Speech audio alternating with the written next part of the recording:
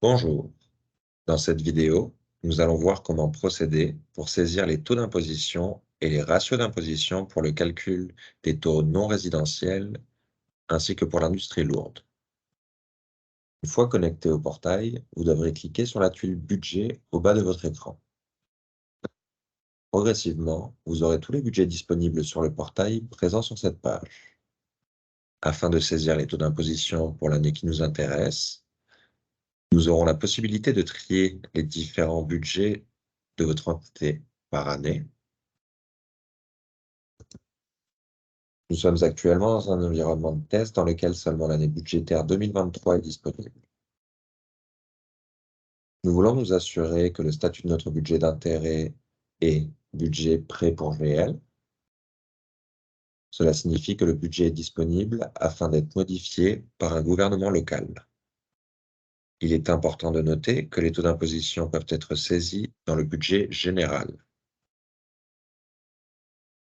Nous allons donc sélectionner le budget général pour l'année 2023 aux fins de cette démonstration. Nous sommes ainsi dirigés vers les détails de ce budget. Vous aurez en haut de cette page un aperçu des informations liées au budget général pour 2023. Vous pourrez voir plus bas que différents onglets sont à votre disposition. Un onglet spécifique aux revenus, un autre pour les dépenses. Le troisième est dédié au taux d'imposition. C'est sur cette page que vous pourrez procéder à la modification des taux d'imposition. Vous constaterez que dans la partie supérieure apparaissent les ratios d'imposition que vous pouvez modifier. Vous avez la possibilité de saisir vos ratios d'imposition soit en cliquant sur les flèches,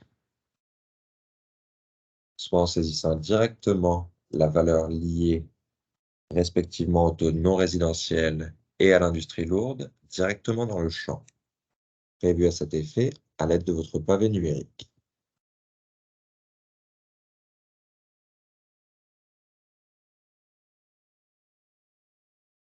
Vous remarquerez qu'il est indiqué en dessous de ces champs que la valeur des ratios d'imposition doit être comprise entre 1.4 et 1.7.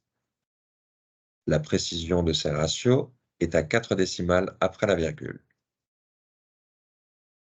Il est intéressant de constater que si la valeur saisie n'est pas dans la fourchette prédéterminée, un message d'erreur apparaît pour vous indiquer la modification nécessaire. Dans cet exemple, nous voyons l'information que le taux ne peut être que de 1.7 au maximum. Il est impossible de sauver un taux non inclus dans la fourchette.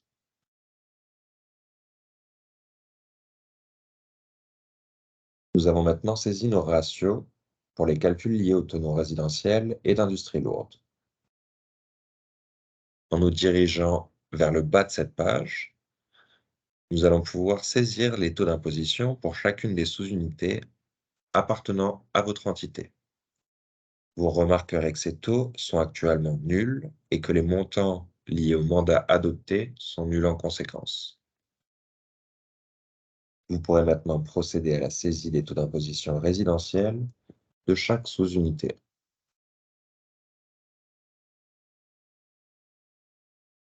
Dans le but de cette démonstration, nous saisirons des taux fictifs, mais vous devrez saisir les informations réelles à vos sous-unités.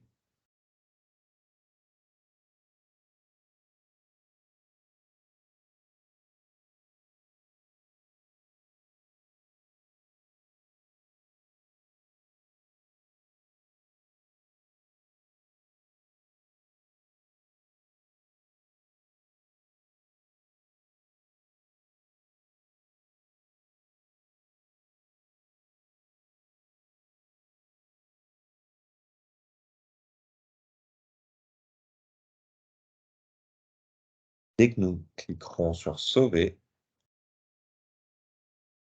nous constaterons que les taux d'imposition non résidentiels et liés à l'industrie lourde, ainsi que les montants des mandats adoptés, seront actualisés en fonction des taux saisis. Nous allons donc maintenant cliquer sur Enregistrer afin de sauvegarder. Un message de confirmation apparaîtra pour vous signifier la mise à jour effective des taux d'imposition et des mandats adoptés, comme nous pouvons le constater ici.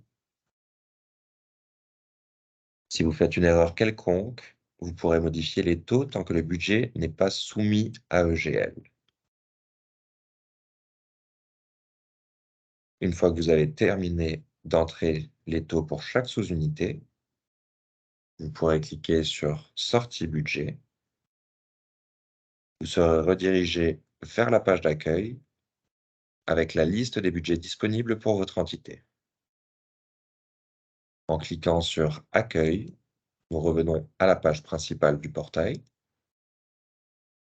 Ceci conclut notre vidéo sur comment saisir les taux d'imposition et les ratios d'imposition pour chacune de vos sous-unités. Merci.